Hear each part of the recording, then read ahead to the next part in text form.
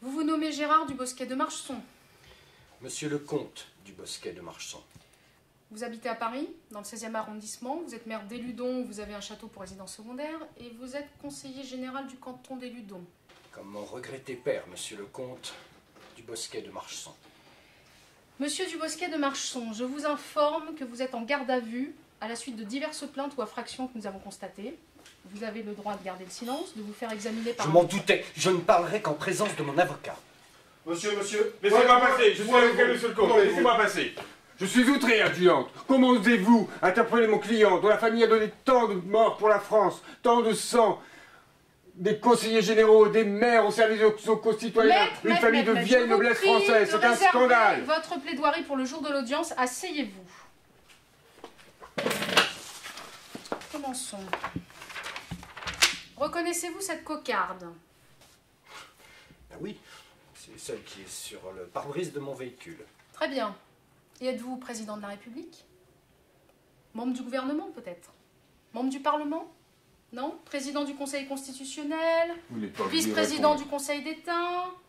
Président du Conseil économique et social? Préfet, sous-préfet? Non, comte et conseiller général. Et mes ancêtres ont donné leur sang pour la France. Très bien, monsieur. Très bien, je vous informe que vous êtes passible d'1 an d'emprisonnement et de 15 000 € d'amende pour port de cocarde non réglementaire. C'est scandaleux, c'est un coup monté.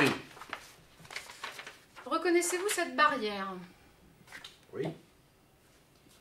Voici le même chemin. Sans barrière. J'ai ici une plainte d'un de vos administrés pour destruction de barrière, mutilation d'armes,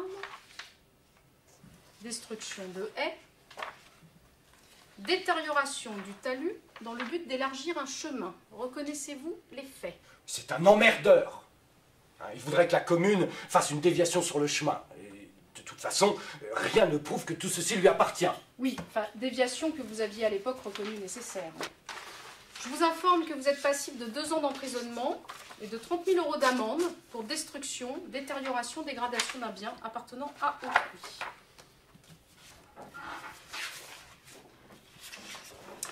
Ici, là où étaient les fausses vaches du comice, c'était un parking public.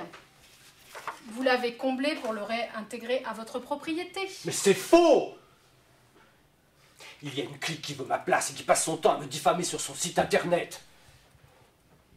Madame le procureur de la République a directement été informée par mes soins à l'appui d'un dossier d'une centaine de pages web extraites de leur site internet, où les injures, la volonté de nuire vis-à-vis du conseil, mais de ma famille ainsi que de moi-même. La diffamation perdure depuis des années. Monsieur le préfet du département a aussi été informé par mes soins de la gravité des faits et des incidents majeurs qu'il est susceptible d'entraîner, compte tenu du degré atteint dans les attaques. Très bien, très bien. Vous contestez donc la réappropriation de ce terrain? Je suis chez moi, je fais ce que je veux. Oui, très Je bien. suis Oui, comte. monsieur le comte est chez lui. Très bien, je note que vous contestez le cadastre.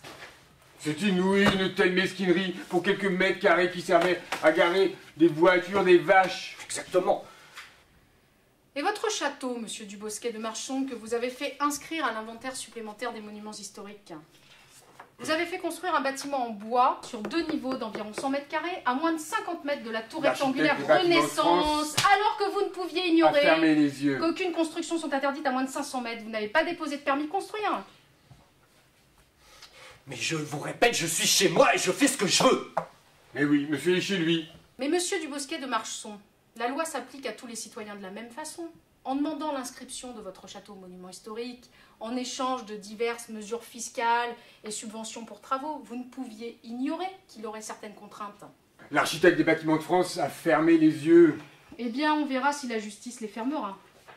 En outre, ce bâti n'a pas été déclaré aux impôts. La commission des impôts est au courant. C'est moi qui les nomme. La justice appréciera, messieurs. Sur ces photos, on voit d'énormes travaux de terrassement. Il y a aussi le déboisement autour du château. Tout ceci sans autorisation.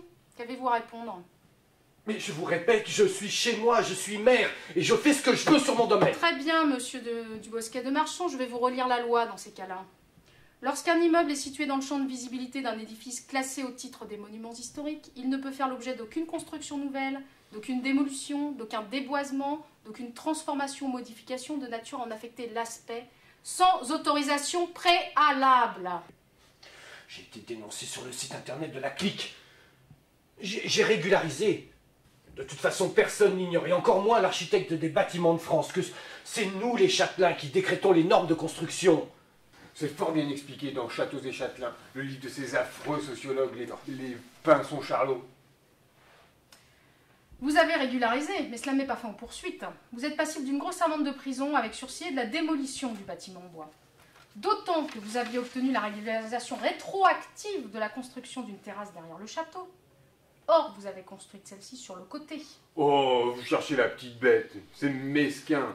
Dernier point pour aujourd'hui, monsieur Dubosquet de Marchon, les inscriptions sur la liste électorale des Ludons. Anne-Sophie Dubosquet de Marchon, Marie-Catherine Dubosquet de Marchon, Baudouin Dubosquet de Marchon, vos enfants domiciliés dans le 16e arrondissement à Paris qui n'ont jamais vécu à Ludon, n'y acquitté aucun impôt, les conjoints de ces derniers, l'époux d'Elisabeth Dubosquet de Marchon qui vit en Hongrie. Ces accusations sont ignobles. J'appelle madame le procureur. Théodore Dubosquet de Marchon, vos neveux, dont les parents ne sont que résidents secondaires, les enfants de votre première adjointe, de votre ancienne première adjointe, dont on connaît les adresses, on a vérifié, qui n'ont aucun droit d'être inscrits sur la liste de la commune dont vous êtes le maire. Qu'avez-vous à en dire, monsieur Dubosquet de Marchon? Ce sont des attaques mensongères et diffamatoires. Celle de la clique. Elle s'attaque à ma famille et aux familles de mes adjoints qui viennent au conseil, la peur au ventre, tellement ils sont terrorisés parce que la clique va raconter sur eux.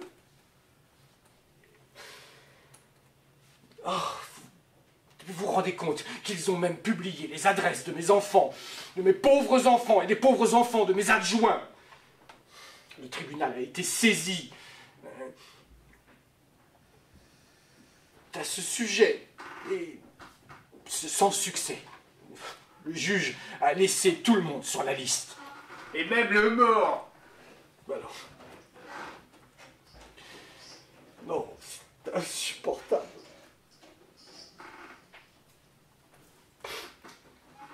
Ah, excusez-moi. Oui. Oui, madame la procureure. Oui. Ah. Vous voulez dire que cette instruction ne concernait pas l'auteur des infractions? Pardon, je veux dire de monsieur le comte. Oui, mais le site internet qu'il dénonce. Mais vous voulez une enquête pour quel chef? Diffamation. Diffamation. Bien, bien, madame la procureure. Bien, très bien. Vous êtes libre. Veuillez nous excuser. Vos excuses ne suffiront pas. Il y aura des suites. Osez s'en prendre à une famille qui a donné tant de sang pour la France. Tout de même,